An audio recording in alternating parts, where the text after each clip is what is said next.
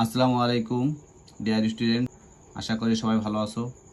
আজকে আমি ফিরলাম তোমাদের মাঝে নতুন আরও একটি টপিক নিয়ে। তো এর আগে যে টপিকগুলো আমি দিছি তোমাদের জন্য অত্যন্ত গুরুত্বপূর্ণ ছিল, তোমরা অবশ্যই ক্লাসগুলো দেখেছো।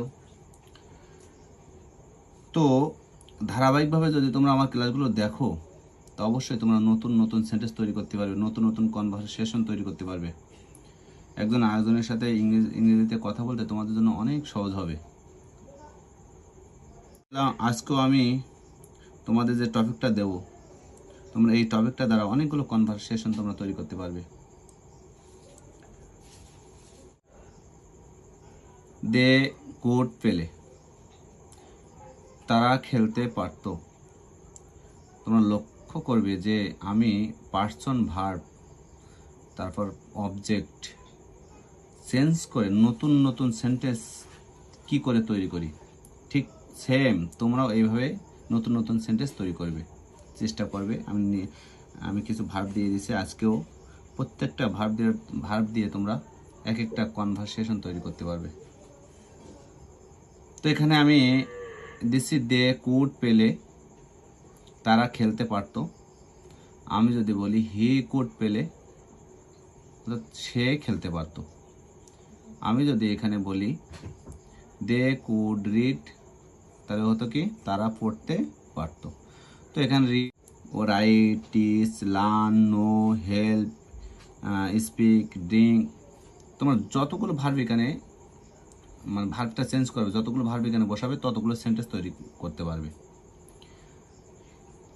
এরপর আছে কুড দে পেলে। কুড দে পেলে, তারা কি খেলতে পারতো? দে কুডেন্ট পেলে, তারা খেলতে পারতো না। কুডেন্ট দে পেলে, তারা কি খেলতে পারতো না? আমি অ্যান্সারে লিখলাম হচ্ছে দে কুড পেলে, হ্যাঁ তারা খেলতে পারতো। তো এই কয়েকটা সেন্টেন্স দিয়ে দেখো তোমরা কি করে কনভারসেশন তৈরি করতে হয়, আমি নিচে দেখাবো।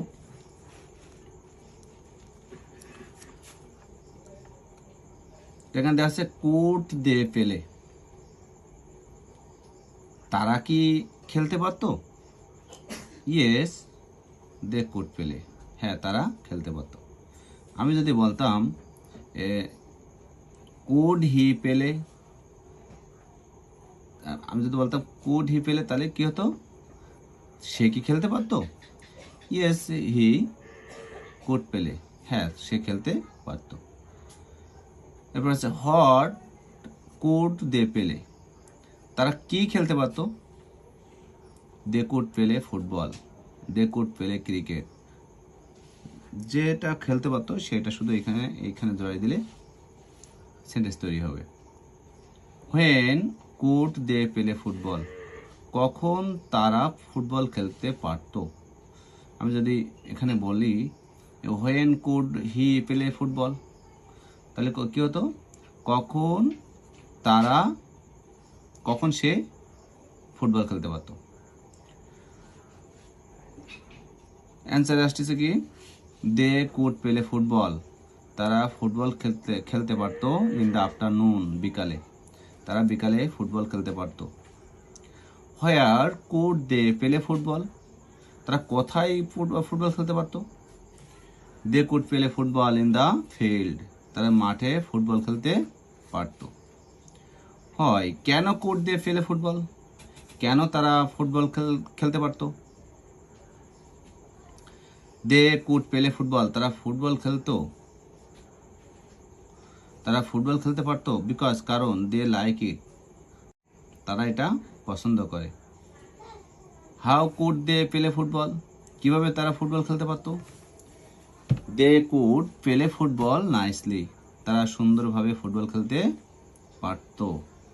হু কুড দে পেলে ফুটবল উইথ, তারা কার সাথে ফুটবল খেলতে পারতো? দে কুড পেলে ফুটবল উইথ দেয়ার ফ্রেন্ডস, তারা তাদের বন্ধুর সাথে ফুটবল খেলতে পারতো।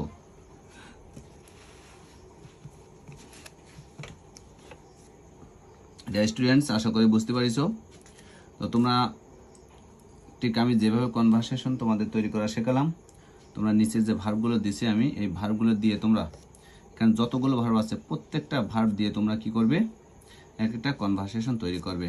যেমন এখানে গো আছে, আমি যদি বলি they could go, they could go, কি হতো তাহলে? দে কুড গো, তাহলে কি হতো? তারা যেতে পারতো।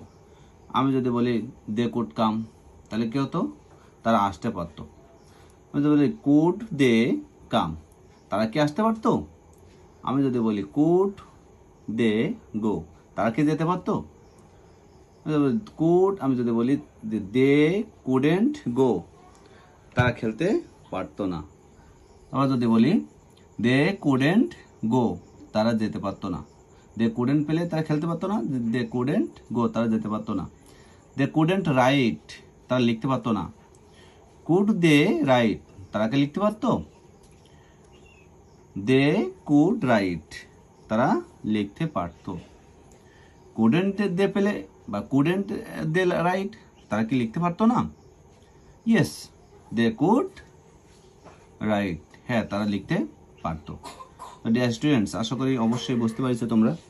তো প্রত্যেকটা সেন্টেন্স যখন তোমরা পড়বে অবশ্যই খেয়াল রাখবে যাতে তোমরা একটা সেন্টেন্স দিয়ে অনেকগুলো সেন্টেন্স তোমরা তৈরি করতে পারো।